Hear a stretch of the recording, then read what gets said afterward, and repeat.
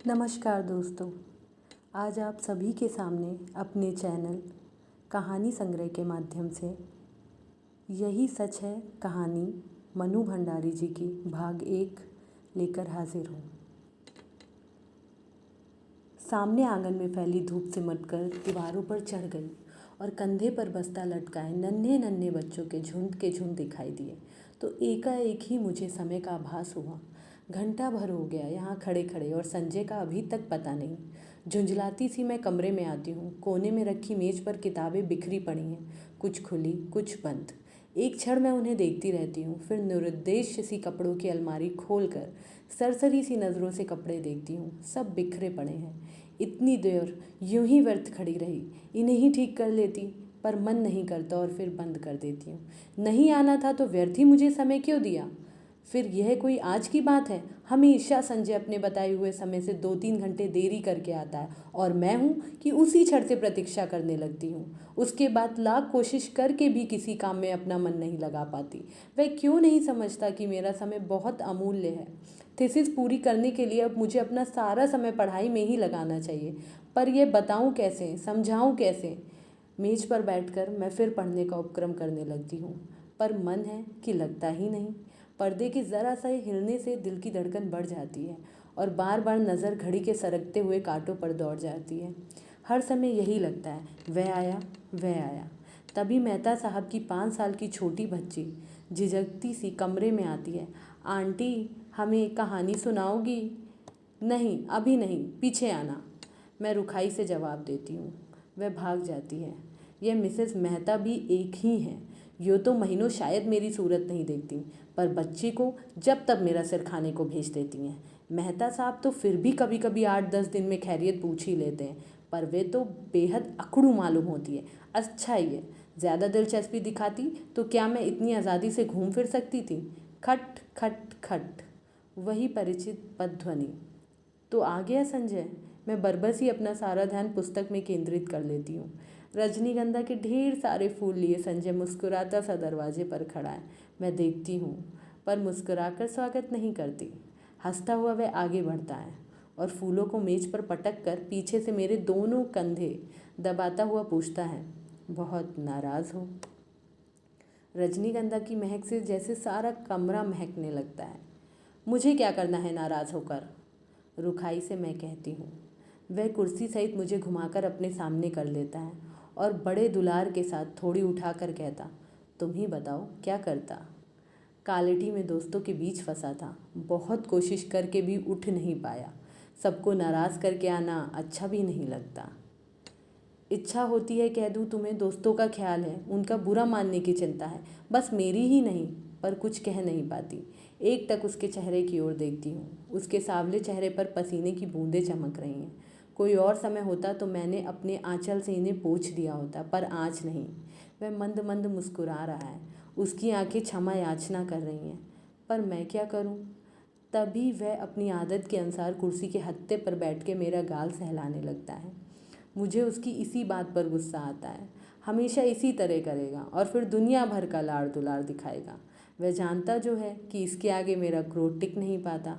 फिर उठकर वह फूलदान के पुराने फूल फेंक देता है और नए फूल लगाता है। फूल सजाने में वह कितना कुशल है। एक बार मैंने यूँ ही कह दिया था कि मुझे रजनीगंधा के फूल बड़े पसंद हैं, तो उसने नियम ही बना लिया कि हर चौथे दिन ढेर सारे फूल लाकर मेरे कमरे में लगा देता है। और अब तो मुझे भी ऐसी आदत हो गई है कि एक दिन भी कमरे में फूल ना रहें तो ना पढ़ने में मन लगता है ना सोने में। ये फूल जैसे संजय की उपस्थिति का आभास देते रहते हैं। थोड़ी देर बाद हम घूमने निकल जाते हैं। एकाएक ही मुझे इरा के पत्र की बात याद आती है, जो बात सुनने के लिए मैं सवेरे से ही आतुर थी। इस गुस्सेबाजी में जाने कैसे उसे भूल गई। सुनो, इरा ने लिखा है कि किसी दिन भी मेरे पास इंटरव्यू का बुलावा आ सकता है और मुझे तैयार रहना चाहिए। कहाँ, कलकत्ता से? कुछ याद करते हुए संजय पूछता है और फिर एकाएक ही उछल पड़ता है। यदि तुम्हें जॉब मिल जाए तो मज़ा आ जाए दीपा, मज़ा आ जाए। हम सड़क पर हैं, नहीं तो अवश्य ही उसने आवेश में आकर कोई हरकत कर डाली होती। जाने क्यों मुझे उसका इस प्रकार प्रसन्न होना अच्छा नहीं लगता। क्या वह चाहता है कि मैं कलकत्ता चली जाऊँ, उससे दूर? तभी सुनाई देता है, तुम्हें यह जॉब मिल जाए तो मैं भी अपना तबादला कलकत्ता ही करवा लूँ, हेड ऑफिस में। यहाँ की रोज़ की किचकिच से तो मेरा मन ऊब गया है। कितनी ही बार सोचा कि तबादले की कोशिश करूँ, पर तुम्हारे ख्याल ने हमेशा मुझे बांध लिया। ऑफिस में शांति हो जाएगी पर मेरी शामें कितनी वीरान हो जाएंगी। उसकी स्वर की आर्द्रता ने मुझे छू लिया।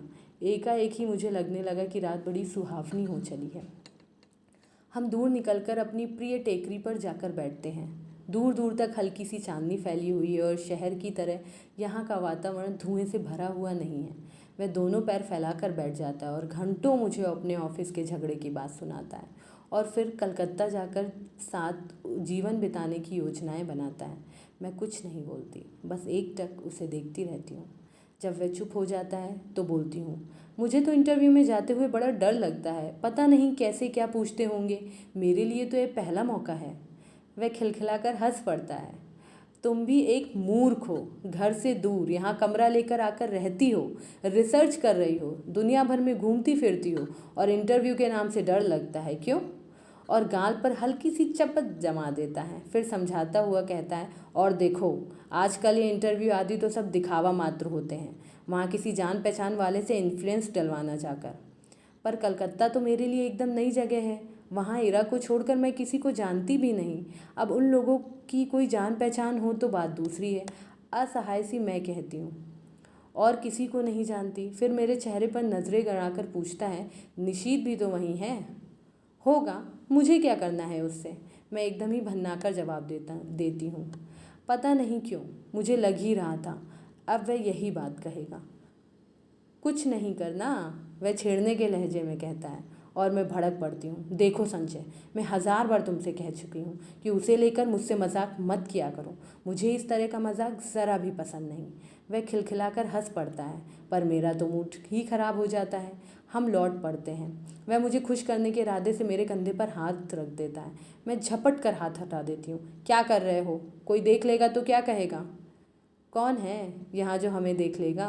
और देख लेगा तो देख ले, अपना ही कुढ़ेगा। नहीं, हमें नहीं पसंद है बेशर्मी। और सच ही मुझे रास्ते में ऐसी हरकतें पसंद नहीं हैं, चाहे रास्ता निर्जन ही क्यों ना हो।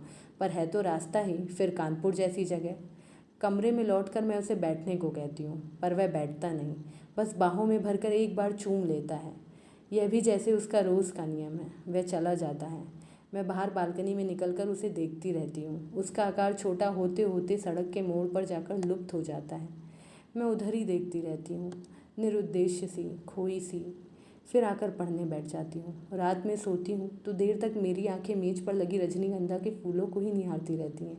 जाने क्यों, अक्सर मुझे भ्रम हो जाता है कि ये फूल नहीं है, मानो संजय की अनेकानेक आँखें हैं जो मुझे देख रही हैं, सहला रही हैं, दुलरा रही हैं। और अपने को यूँ असंख्य आँखों से निरंतर देखे जाने की कल्पना से ही मैं लजा जाती हूँ।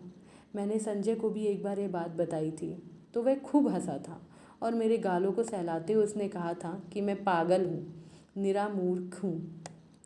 कौन जाने, शायद उसका कहना ठीक ही हो, शायद मैं पागल ही हूँ। मैं जानती हूँ संजय का मन निशीत को लेकर जब तक सशंकित हो उठता है, पर मैं उसे कैसे विश्वास दिलाऊं कि मैं निशीत से नफरत करती हूँ। उसकी याद मात्र से मेरा मन घृणा से भर उठता है। फिर 18 वर्ष की आयु में किया हुआ प्यार भी कोई प्यार होता है भला? निरा बचपन होता है, महज पागलपन। उसमें आवेश रहता है पर स्थायित्व नहीं, गति रहती है पर गहराई नहीं। जिस वेग से वह आरंभ होता है, ज़रा सा झटका लगने पर उसी वेग से टूट भी जाता है।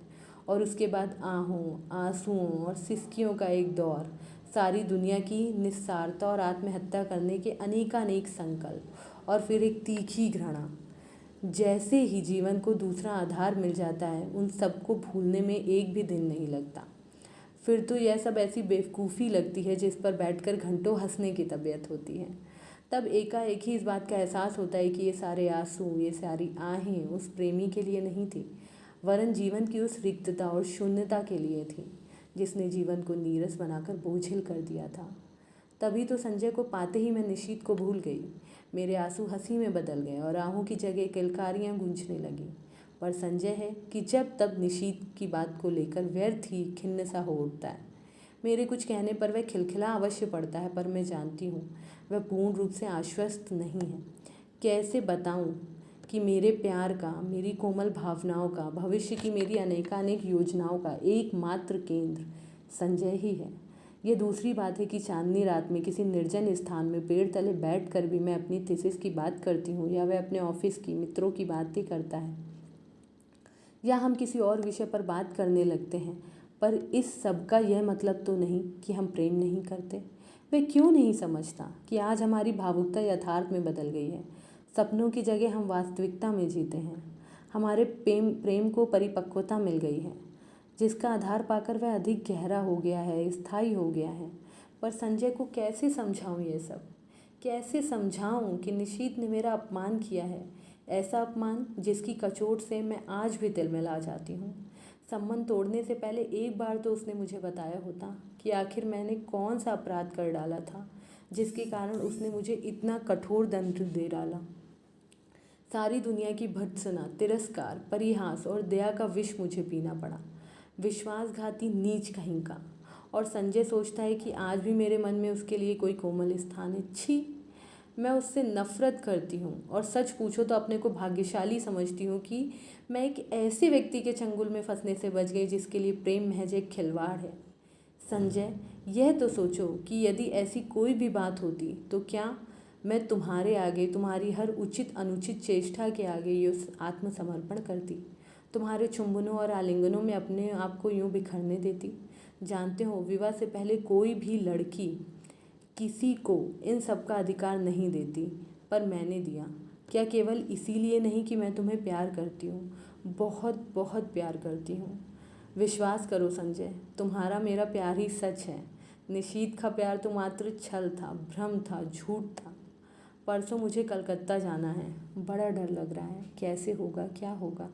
मान लो इंटरव्यू में बहुत नर्वस हो गई तो?